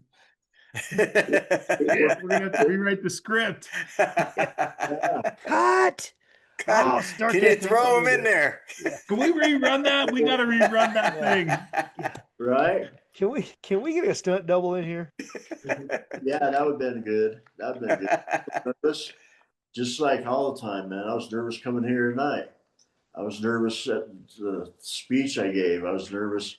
We did the first freestyle though during that Big Blue Marble. We had a skate park in Salt Lake that we took them to, and we're riding in these bowls, jumping out onto the fence and stuff. And they bought us all kinds of food and everything, and went up to Antelope Island, and yeah, that was amazing. I can't find a copy of that anywhere, man. I'd lost a bunch of stuff when I moved. Hey, We should Mike, throw it out there. Someone's gotta Yeah. gotta have. I got a We- question, man. I got a question for you, Mike. Yeah, So you say you were nervous in different things like that, but it leads me to think how nobody has been able to find you, man. You just been a ghost, right? Like you just been off doing your own thing, living outside of the BMX world, living outside of the vintage BMX world, and then you kind of get thrust back in with this getting inducted into the BMX Hall of Fame. Dude, how was that? How was the ceremony? How was the showing up and seeing all these people, seeing your brothers from Woodward? How was that? How was that experience for you? it was so amazing, life changing, for sure. You know, it was That's amazing. awesome. The most amazing thing that's happened to me in 40 years. You know, since the birth of my child, right? How rad is that, dude? Think about how rad that is, man. That like you had that pause in BMX, but BMX gave back again. Yeah, Right? right. And this whole last thing, the last 2 months have been amazing. And like I said, man, if it wasn't for my cousin Kylie here, none of it would have been possible. I mean, I would have probably maybe tried to scrounge some money up and go, but he made it possible for me and found me, and him and Kevin Slater, because I only talked to Kevin because we did fantasy supercross every week. And we it's amazing because I used to think, oh, that'd be cool to be in the Hall of Fame, but I don't really care. That was my old life. My woman now don't even know me from then. And Right. I was like, look at all these dudes still living in the past, man. You know what I mean? But I didn't realize how amazing that it is, and how lucky I was and how lucky I am that people even gave a shit. You know what I mean? It's amazing to me from the outside looking in, watching people see you, talk about you behind your back, talk about you in front of you, that you had no idea how in such high regard people held you. You I know, did. that they know how famous you are and how great you are and what a great person you are. People, dude, people love you, Poultry. People love you. Yeah, thank you, man. I appreciate that a lot. And I Yeah. had no idea. Yeah, well, it's easy to say, listen, I'm nowhere near the best rider from California. EC, you're absolutely in the running. Best racer Yeah. ever from California. Yeah, I Jamie, agree with that. certainly one of the best racers from New Jersey. Don't know about that. There is no doubt. There's no doubt that you are the greatest racer from the state of Utah. Huh. Right on, dude. Thank you. For sure. Hey, let me ask you something. Hey Mike, just going kind Man, of like building off of what EC was talking about. I think it's pretty interesting, right? Because you stepped away from the whole thing, and then of course you may or may not have in time thought, oh, how what that might be cool being inducted in Hall of Fame. How did that how did that happen when you actually, and what did you feel like when you got either that phone call, like who called you, and well, how did that go? well, I think Kevin called me first, Kevin Slater. Oh, Dude, they're going to induct you into the Hall of Fame. Are you interested in coming there? And I was like, yeah, how cool would that be? And then now I can't even think of his name. What's his name from the Hall of Fame there? Gork, Gork. Or No, Shannon. Shannon Gillette. yeah, Shannon. Yeah, yeah. Okay. And then he's going to be calling you and talk to you. You need to call him. And then he texts me, and I still don't call him for like 2 weeks. I was like, Why? Because you're nervous? yeah, I don't want to do this. Yeah, Oh. man, I don't want people to see me. I'm fat and old, man. And dude, we're all fat and old. so, Yeah. I'm not old. so I Little did he know. Hey, Yeah, Oh, till I'm he not got there old. to see everybody. yeah. yeah, I, Hey, I called him, and he told me what was going on, what was up, and then um, my cousin Kylie got a hold of me, and he stepped it up and made sure it happened to the tilt. Convinced you you have to go. I have to go, but then pay for my son and his wife to come with us. Dude And just showed up with the entourage. You had a whole family. It was awesome. did. It It was was awesome. great. Everybody that I love in Utah, I don't hang around nobody. I prefer the windows down in the dark. You know what I mean? And so, yeah. And so it was amazing to go there. It was amazing that all those people cared. Kids coming up to you, uh, from Woodward, say you changed their life, and you're looking at them like an adult. Going, I don't even remember this guy, but I remember their names. But you still visualize people as young. Like Joe Bomber blew me away when I seen him with his long hair. Yeah. And what's cool is you can pick right up right where you left off. Like that's that's they're what's not talking crap on you or saying, if they are, not to your face, right? They're like, "What's up, man?" And they're still, they like, "How come you didn't call me?" You know what I mean? It's no, that's what's special about BMX, man. Yeah, it's like, what's That's up? one thing. Good to Yeah. see you. It really You know is. what? Mike and I talked about it after we had first run into you. We remember we were getting ready to set up. We saw you outside. And then we had a little bit of a interview with you and the family. Came by, and when Right. we were packing up, we said, boy, wonder if his family had any idea how, like, what a big deal you were, in BMX. They probably Yeah. had no idea because you never probably talked about it because you've been right, like, or did they have an idea of the whole thing?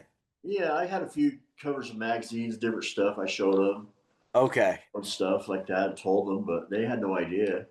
My one son, Brian, used to watch me tow on cars outside the burger bar while we were waiting for food. go over there and tow on trucks for hours on end. And that was my, adrenaline rush until I got in trouble doing it. And, I could do coastal wheelies at 4th of July and bunny hop the fireworks and skid them all over, do shots of tequila and could jump stuff, wheelie farther than anyone still, stuff like that. And, no, but they had no idea that I was Utah #1, and I had no idea really. I mean, I knew it was big back then, but I had no idea that many people really gave a shit. Dude, you were way more than you are Utah #1, but you were way more than Utah #1. Way more than Utah Bro. #1. Yeah, don't sell yourself short, man. You were Yeah, Utah yeah. #1. You were that for sure. But You need were up to here, man. visualize. You're a little bit bigger than just Utah #1. I can tell, and I think that's the reason. Like I got hired at Woodward because Schwinn was a good opportunity for me. sure. Yeah, but you weren't hired because you were Schwinn. That's not why. I can tell you why. It's because Gary Ream and Ed Isabel went to Clayton John and asked Clayton, hey, listen, I want to hire 4 guys. I said, I want clean cut, good guys that can be good with kids and can you think will be good influence on people. They chose you first. Crazy. When Clayton John chose you first, that really is a statement. And he was not a Schwinn dealer. No. Wow, dude, I didn't know that. I always thought, because I was the Schwinn guy and, Schwinn, America's bicycle, you know what I mean? No, it's because you were America's sweetheart. Right. With I'm not Varnays. kidding. That's true. Yeah, with Varnays. Yeah, that's right. Looking up gymnast skirts with his coming down the stairs. Hey, Mike, I'll tell you, man. It's crazy how similar our experiences are with the Hall of Fame. I felt the same way, man. I didn't and Hollywood. I know you and I had talked about it before, and honestly, man, I was here nor there about the Hall of Fame, and like yourself, I thought, yeah, it'd be great to get in there someday, but if I don't, yeah, okay, that's okay too. Right. And my kids, when my kids were little, I hid all of my racing success from them. I took all of my framed jerseys that my wife framed from winning championships and I put them in the garage and I hid them. I didn't want my kids to know anything about my success as a bicyclist because I wanted them to ride bicycles for the purity of it. I didn't want them to feel like they had to live up to anything. Right, So right. I literally kept what I did from them, from my kids, and we only rode bikes for fun. It wasn't until I got inducted and I was there that I realized how special it was. And the people like yourself, you're saying, where people were coming up to you and saying how you had impacted their life and you were such a good influence for them, that you were inspirational. Right, Fact that right. my family was there. My dad had passed, but my mom was there. So I got to see the pride in my mom's eyes, and I got to see my kids. Their eyes opened up at what their dad Right, had right. done and was, and yeah, it was just an amazing experience, man. And I really got it after I understood it after I understood why it meant something. So. There's so many people, huh? Yeah, and it's a different experience for different people. Some people look at it and they're just so proud that they were inducted. And I had a different experience. And I think it's similar to yours where you're like, wow, man, I didn't realize this many people were impacted. I didn't realize that this many people were inspired by me just riding my bike around the track. I was just doing what I love to do, just like yourself, right? But people took notice. So I love it, dude. I think it's you inducted. I What think year? it was 2008. Oh, I think I was inducted in 2008. Yeah, yeah. Yeah. So I Yeah. think it's rad, man. And I'm stoked that because I could tell you took a break, you were long out of it. And I think it's so awesome that was what brought you back and the experience of you getting back into the BMX world was this experience, and it was so positive, man. Dude, I love it. I think it's rad. Oh, like I said, it's the coolest thing that's happened to me in 40 years, dude. You know what I Yeah, mean? I can feel that. You know what I mean? It's amazing, been amazing. You know, Mike, calling me and talking to me and I'm going to tell you, Poultry, talking man, about, it was special. It was special for Grubs, Oh for yeah, I was Bomber, just gonna say that. it was really special for Grubs. It was special for Bomber. It was special for JV and I because we went there. We went there because you got in. And huh? for us to see you that time we got to spend together with you was How cool is I'll that? treasure it, man. That was great. Grubbs drove up to go to see the ceremony and then went home right after. He left after your speech. He drove home. He drove home. Isn't that crazy? Yeah. No, Still it's great. not crazy. Not crazy. Yeah, no, it's He not crazy. he came out just to see you, just to see it. Yeah, and I was amazed by all the people that came to see me get inducted, man. Dude, It I'll tell really, you what was amazing was your speech. huh? Oh, Yeah, so it was JV, really good. Really it was, good. I mean, it was just I from the watched heart. it. It was classic Poultry. Huh? Well, the only part I had down was San Dimas High School football rules. I know, dude. Uh, You start off. I know you guys been wondering where I'm at, but I was the Utah Correction Facility. No, I'm just kidding. I'm just kidding. I'm just kidding. It was so funny. But hey, man, I've done a little bit of everything in my life. You know what I mean? Yeah, but you know what? In essence, you're the same person you were back then. Yeah. And that's what we love about you, Mike. We feel like you could drop right into Woodward again and be the same influencer you were because your personality, your easiness, your sense of humor that people don't even have a clue about is phenomenal, and your ability to visualize. Visualize, right? Hey, Well, hey, Mike, I don't know. I don't know. I didn't really get to know you when we were racing BMX. right. And I'm actually kind of bummed out. I didn't go to the Hall of Fame this year. I was supposed to go. I didn't go. I made a choice to I've been trying to spend more time with my family. So I made a choice to stay home and spend more time with my family. Meeting you on here, we've done a lot of podcasts, man. We've talked to a lot of people. But your gratitude and humbleness and your appreciation it really comes through, man. And now I understand why these guys speak so highly of you and they love you, dude. Dude, it made me cry, dude. We love you, man. We Hey, love Yeah. you. You don't, yeah, Mike, you don't understand, man. They put you in the highest regard all the time. And so when these guys, I can't say I've been searching for you because I didn't really know you, but these guys have been really searching for you and they've been wanting to do this for a lot of years, man. I get it now. I didn't get it before. And it's because, dude, it's coming across through the podcast right now. I can feel it, man. It's awesome. And Eric, there are a lot of similarities between you two. You do have that sense of appreciation. You are family guys, and Yeah. you really genuinely care about other people, and to an extent that you can't hide it. It just comes out. So you two have, besides the Schwinn link, you guys have you are very similar Yeah. in your personalities, in your sense of humor. Yeah. You are two peas in a pod, and you don't even know it. I feel it. I feel it.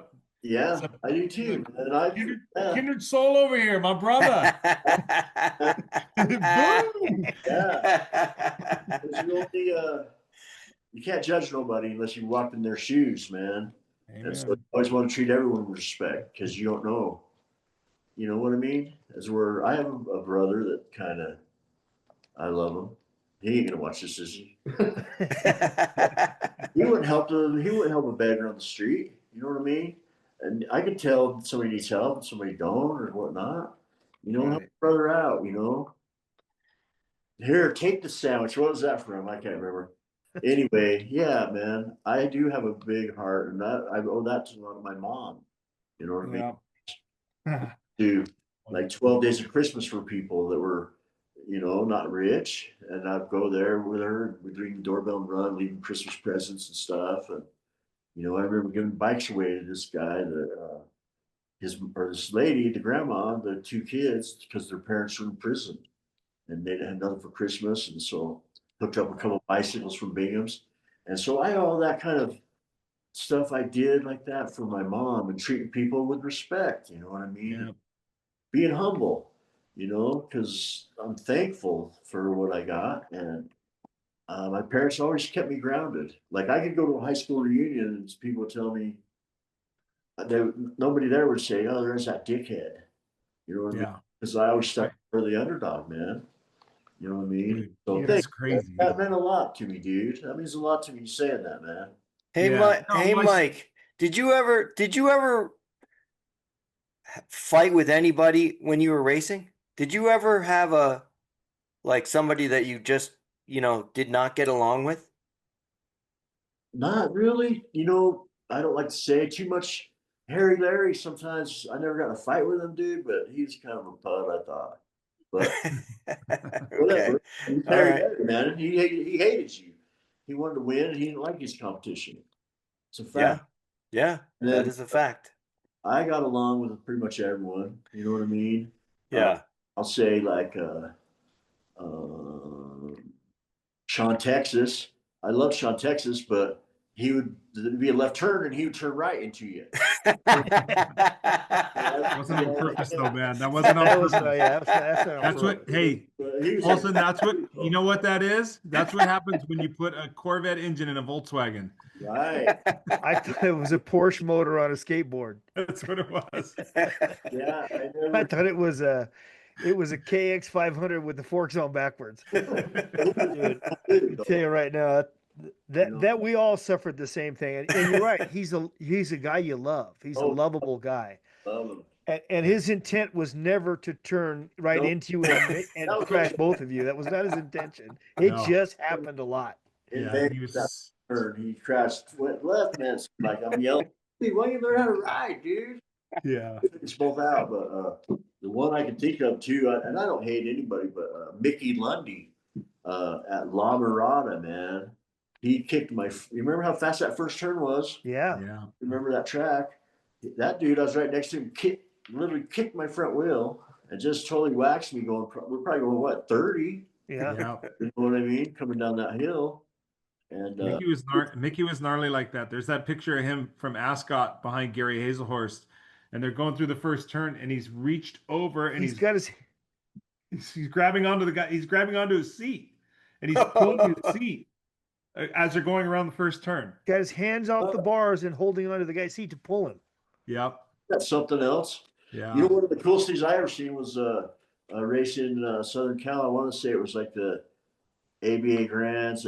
I can't remember what race it was, but Pete Lonkarovich, the semis, they crashed in the first turn, and his bike was broke. But there was another Diamondback rider there, and so he picks up this other kid's Diamondback and just takes on it. And they I didn't know. think that was Northridge. Was it Northridge? You're right, Yeah, I Mike. think it was Northridge. And I think he picked up, it was an open, and I Yeah. think it was John Copeland's bike. Yeah. It was John Copeland's bike, If actually. I you guys remember remember correctly, yeah. Yeah, and he Picked up his teammate's bike and he made it because he did it. Yeah. Right. It was back. I just grabbed it, man. That was cool. That's funny shit. What a dude. great memory, Mike. Yeah, Yeah, that I know. that was cool. Yeah. Oh, man. There was a lot of memories, man. So many. Well, I'll tell you, whenever we talk about Mike Poulson to anybody, it's always a positive memory. I mean, everyone has nothing but great things to say about you, and it's been an absolute pleasure to have you on here, man. Long overdue, and you have so many fans, you have no idea. But your biggest ones are us. And I got to say one more too. And Eddie King loves you, dude. Yeah. Who don't love Eddie King, man? Even Yeah. despite taking him out in Texas, man. Yep. Yeah. I Even did. though he beat you at Corona. I just ran him high in the turn. Yeah. You have to wonder if Eddie King and Mike Poulson are in the third moto, you have to wonder who qualified the first two motos. Right. Yeah, it was like Steve Haynes. I don't even remember, but Steve Steve Haynes Haynes, that race. he was big. He was a big guy, broad shoulders and strong and fast. At Rebel Racing. Yeah, right. Rebel. His home Yeah, I track. don't know what happened to him, man, but that guy again, he could have been a pro powerhouse. Right. I don't know Yeah. what happened to him. Maybe bull riding or something. I don't know. Uh, You know them Texans. and I Eddie, got one I of got my- one I got one more question for you. And then one more I think inquiring minds want to know type of question. I think when we picture Mike Poulson, it's Schwinn. That's it. Did you ever have an opportunity to ride with someone else? I did. And in fact, that one year after I almost got number one, right? I talked to Lynn Caston, Scott Breithaupt, uh, um, so I could race for Redline. I think Mike Poulson on SE would have been a I disaster. know. Would have been a disaster. Hutch bike ones? Yeah, Hutch sent us a bike one year for Utah number one. They sent all the number ones that year a bicycle. So I had a Hutch, but I never raced for him. But I think there was like 3 teams Skyway. I could race for Skyway. You could have. Yeah. How close were you to any of those other teams to Redline, racing? I was thinking of going to race for Redline because they came back with a good offer, but then Schwinn beat them. They came back and was paying me like $2,000 a month, and they beat everybody's offer, and that's where I stuck. Wow. I was so pimp in high school. I had a Schwinn van. Yeah. All my expenses paid, making more money without even racing, and it was good. It was good. And then, but I always wanted to race for Redline. I would have been with Stu. Right. Me and Stu and like Rumener, I think, and John Cruz or something. Jeff I mean, Coswalla. Yeah. I gotta ask you, the bikes are totally different. Would you, like, did you think about that, or it didn't matter? It didn't matter. Yeah. No, I felt like I Yeah. could on any bike. And Yeah. No, I'm just asking. I'm sure they could have made one for you anyway, but I was just wondering if that was a part of it, would have been a part of it. Yeah, and see, we were stupid back then. At least I was. I didn't realize to have the Pattersons taught me a lot as far as running your longer chain ring to the back of the dropouts, as far as the length of the first straight. You know, if it's got more jumps, maybe you want to shorten the link on your chain so you can pull the front out up easier, and different rakes of the forks and stuff. I actually did a science fair project in my junior high about rake of forks, fork rakes, yeah. And so different steering. And so, yeah, my buddy had a red line and like a pro line. And I thought about switching, but Schwinn came back with the best offer. And that's, Yeah. I loved Schwinn, you know what I mean? I met Eddie Schwinn when they were still Schwinn at a bike show in Vegas. And there was a buffet, and I'd like butt this guy out of the way and get to the buffet. And like 5 minutes later, the one guy I was with introduces me to him. And I was like, you guys butt bumped out the buffet line up. He was cool. He showed up to that doubleheader in Pittsburgh one time in the rain. It was like an NBL War of the Stars, sponsored by Schwinn. It was all muddy, and shows up with shorts and no shoes, kind of like a hippie. You know what I mean? And I guess they lost the company because the union moved into Chicago, and it cost them too much to build bicycles. And so that's when they went over to Taiwan, I believe. Oh. Yeah, Wow. whole factory down. But it was cool. I got to tour it when they were still, the old ladies were there lacing wheels, just talking, and it was crazy. They wasn't even watching what they're doing. Just folks and wasting them up, and it went down that assembly line. One guy put the cranks in, the fork on, you know what I mean, as it went down. And back in the day, the Schwinn had the second largest chrome facility next to General Motors. Wow. That's why you can find an old Schwinn and the chrome still will shine up on it. Yeah. You know, I remember that Sting. I remember the Schwinn Sting. The Yeah. chrome on it was awesome. Yeah. Yeah. Still is. Yeah. Yes. But Anyway, I got to say goodbye because these guys get up early here. I'm really lucky they let me come over to do Yeah. this. Hey, somebody's got to milk those goats over there. That's right. And someone's got to ram. feed the hamsters and rats that run that Wi-Fi. Hey, I wanna Mike, do- we're just gonna say this before we let you go, man. I'm I not keep doing kidding. this. The world of BMX missed you. We missed you, and do we love you? I secretly missed it, dude. You know what I mean? I always wanted to come back and We're glad to have you back. I we went to know we know a good place for you to go in June. Yep, You're we're coming to get Kylie on the Yeah. Kylie in front of Get because him in he's taking you to Dirty Fest, right? This Yeah, year. we're coming. We're This coming is to Dirty during- Fest for sure. So my mom and his mom were sisters. Hey, let me tell you, brother. Thank you. Scoot forward. Scoot forward a little bit. There you go. You too, Uh-oh. Poulson. Can you I get think us it's both? trying to get us both there, no? It's trying to get There us you go. Get us both. All right, you're good. You're good. Don't move. Hey, my man. Thank you so much for bringing Mike Poulson back into BMX Oh, and for making this podcast episode possible. absolutely. And dude, let me tell you, before we have until Sunday, I need a tour, a visual tour of your shrine there, Yeah, absolutely. because we want to put that out there to people. Dude, we'll be selling tickets. Yeah. But besides all of that, Dude, I I got think to tell you. EC and JV will have something else they want to say to you. JV. What are you doing in June? That's right. Yeah, June, you're coming, right? You're coming to Dirty Fest. Yeah, we're coming to Dirty Fest. I'm saving my That's- vacation at work. Yeah. Yeah, going dude, to you're Dirty- gonna have a blast. You're It's gonna good have time, man. it's gonna be awesome. Yeah, Yeah. you two guys tell your parole officers now that you're going to be in California. Yeah, You're right. across state lines and you're coming over, man. I'm trying to outdo Robert Lane with the coolest setup. Right. Oh, Are you? I like the ambition. I know. I love it. I love it. I've got as much Schwinn stuff as he does Red Line Dude. stuff. That's This perfect. place will blow your mind. He's got so many Schwinn stings and stuff out here. I don't even know. I wouldn't even dare to price it. I bet he's got it's priceless to have. Right. I see your stuff in the background. It's priceless. Right. It's priceless. Dude, Yeah, cannot wait to see you guys. Can't wait to see you guys in June in person. Absolutely. Thank you for doing this. And Yeah. man, we love you guys. Thank you. Love you guys. Yeah. Thank you. Thank you guys. And I want to do it again, man. Anytime we can talk about rail cars thrashing, talk about more about Woodward. I love it. Love You it. know- We'll do a Woodward. Hey, we would like to do a Woodward reunion. We're gonna set that up. We're gonna set that up and you're gonna be invited.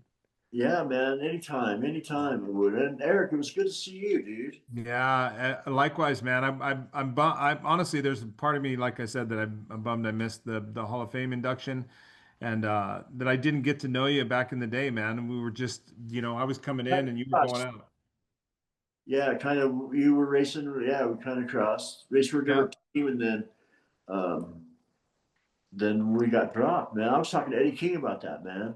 We were making tons of money, and then we just got dropped. I'm like, what the hell do we do now? Yeah, cold turkey. That was how Schwinn did it, man. They just were Yeah, like, I did. done. Cold turkey. Yep. But well, you guys. Okay, guys. Oh man. Love you, man. Thanks, James. Thank you guys. Yeah. Eric. Guys, appreciate you. Thank you. Okay, thanks, dudes. Thanks. It's amazing, EC.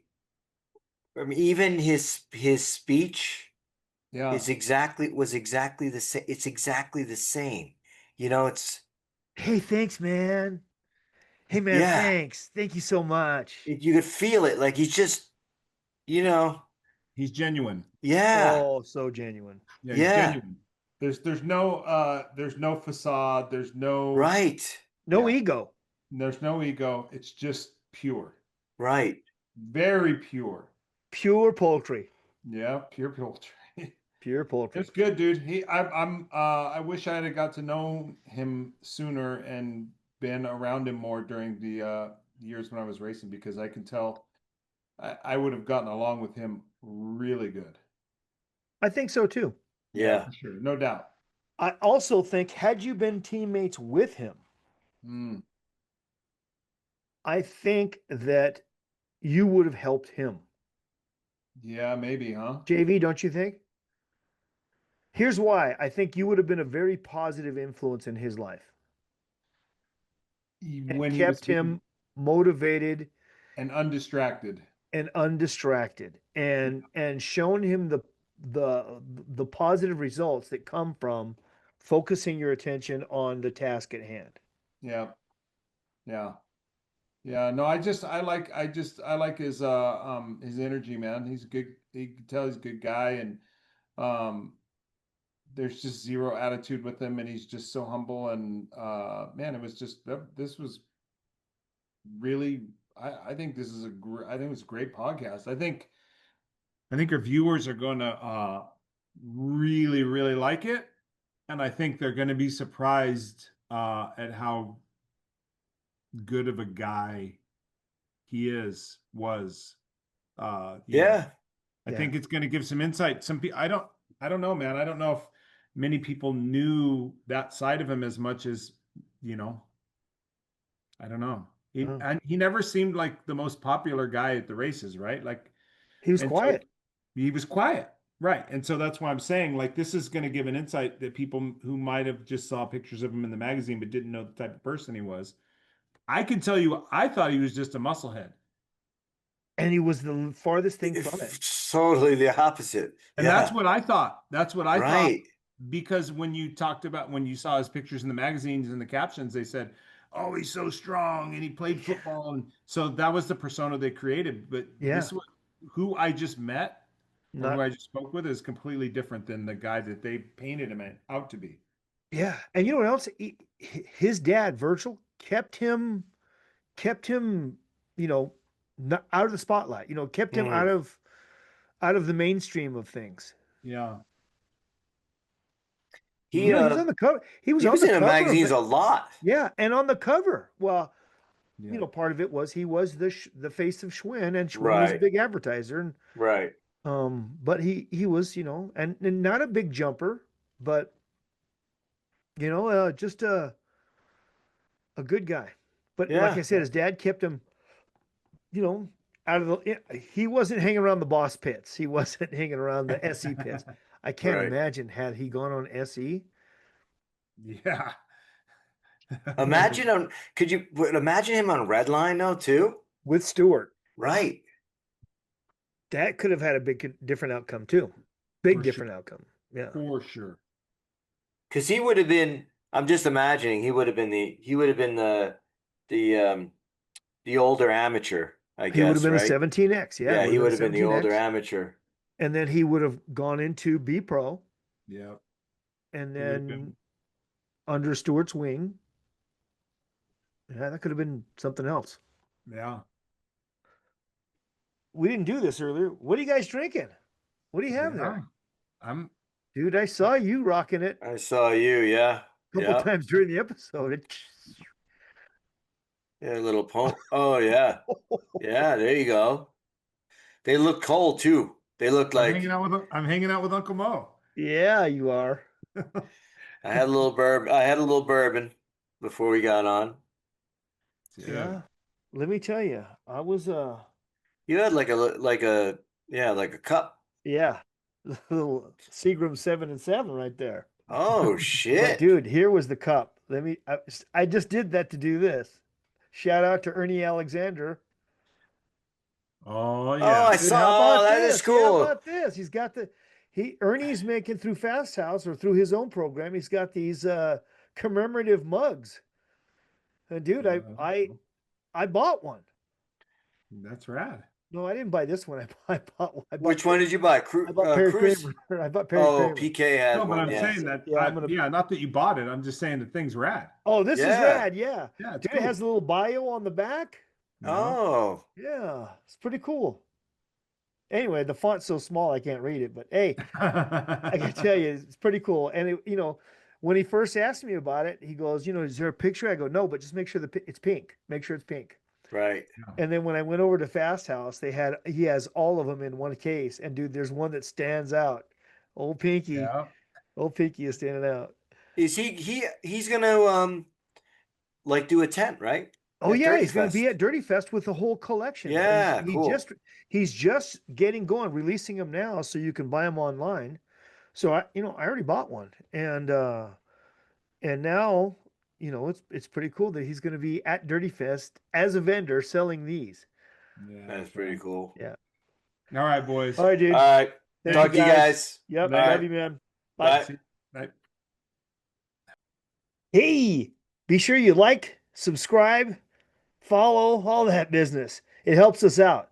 And it helps if you watch our sponsors and take care of them too, like our new one, MCS. Check out the commercials. Hey guys, this is Jeff DeVito, and I am in the MCS Museum inside of JD Cycle Supply. And you guys, you might be familiar with MCS, been around since '76.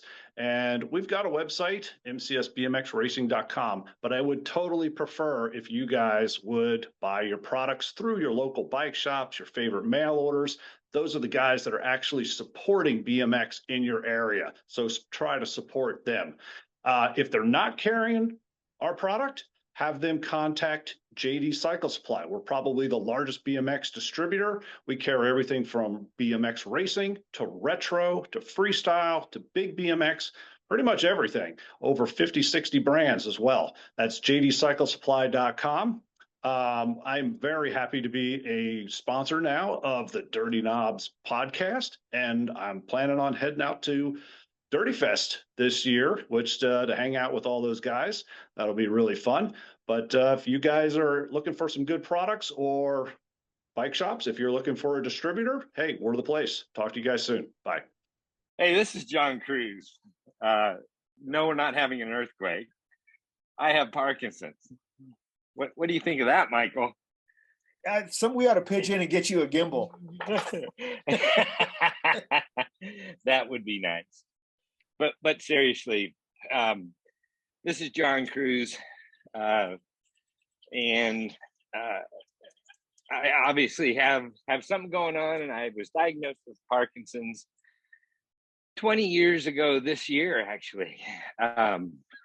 So I've chosen the Davis Finney Foundation over the years to be my voice for Parkinson's. If you're not familiar with the Davis Finney Foundation, Davis Finney is one of the winningest cyclists in American history. He's the roadie, if you guys remember those roadies out there, all that Lycra and stuff. But he is just a great man. When he was diagnosed with Parkinson's, he decided to make a difference in people's lives. And his choice was to start a foundation. And that foundation obviously wishes for a cure for Parkinson's, because there is no cure at this time. But they recognize that you have to live with Parkinson's. And your caregivers are having to live and take care of us.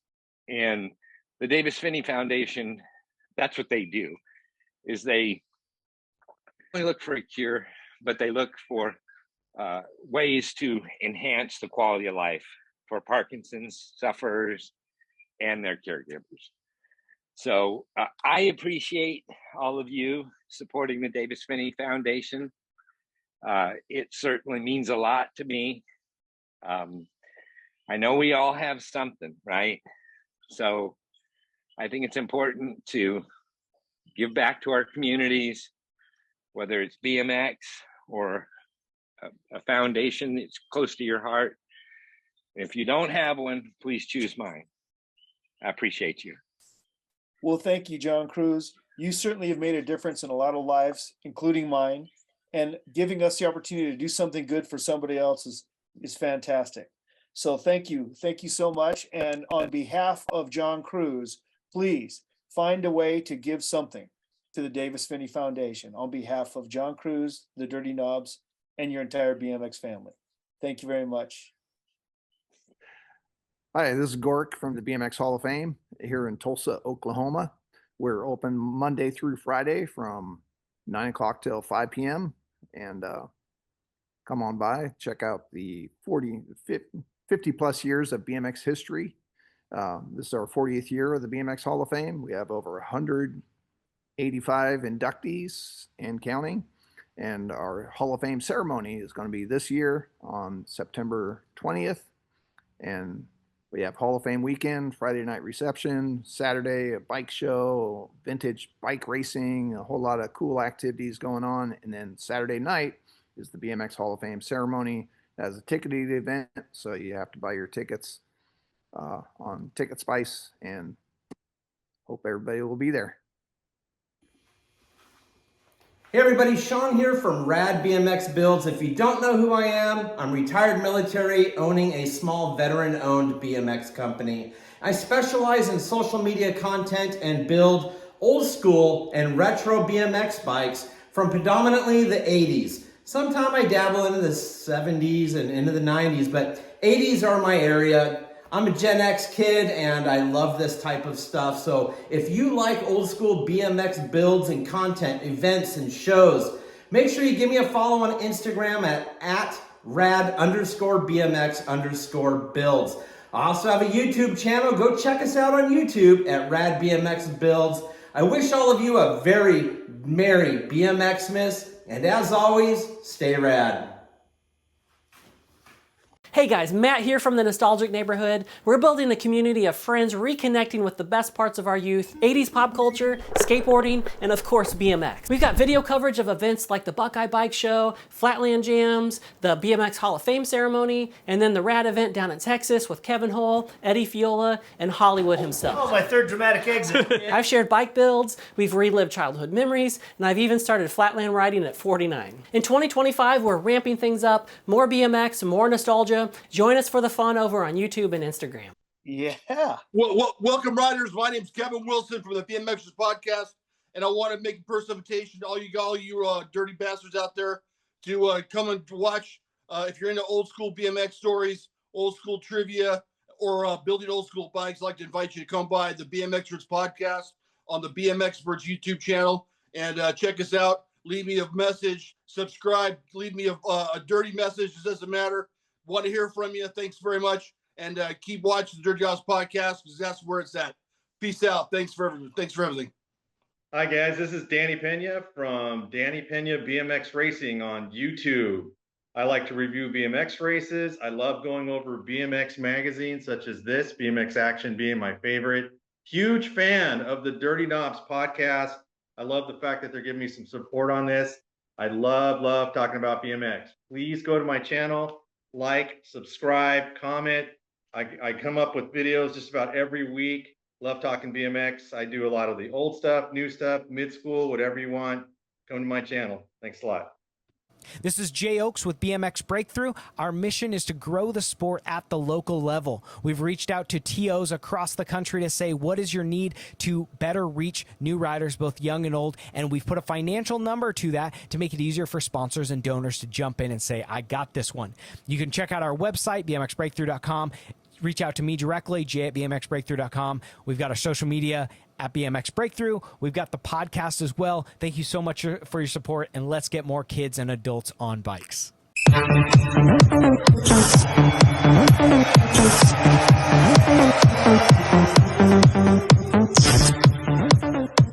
Guys, you're watching the Dirty Knob Podcast with Mike Miranda, Eric Carter, James Vicente. What the heck? Are you enjoying the show? Well, hey, take a minute. Stop. Pause. Go to your computer. TorqueRacing.com. You know what you want to do. TorqueRacing.com. Check it out. You're going to check out the new Pro X frames. You're going to check out the EK frames. You're going to check out the Barbarians. You're going to see the new Torquer shirts. You're going to see the pads. You're going to see all the new stuff. Go to TorqueRacing.com.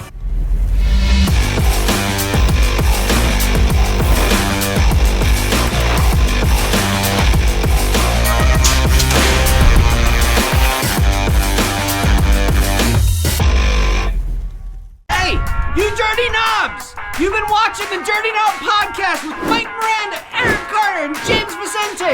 Guess what? Now, I'm Bill Ryan. This is Supercross BMX. You need to click on the supercrossbmx.com. Come on over! Buy stuff! We need to sell stuff so we can keep in business, so we can keep supporting the show. Come on, do it!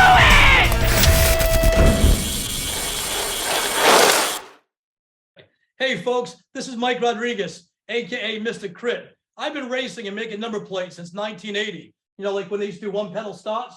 But you know, Crit Plate has been around for 43 years.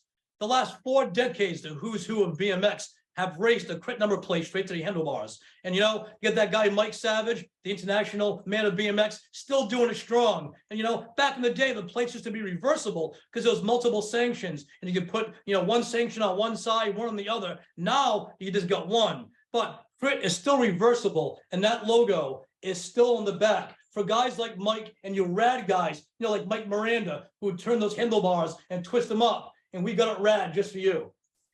All right. Hey, where will we see those plates? Those plates you can see at every single bike shop that stocks BMX stuff in the USA and Canada. And where will you be at? Will you be at an event sometime soon? Damn, I'm sponsoring the Dirty Fest, and I can't wait to come out to Southern California and get dirty.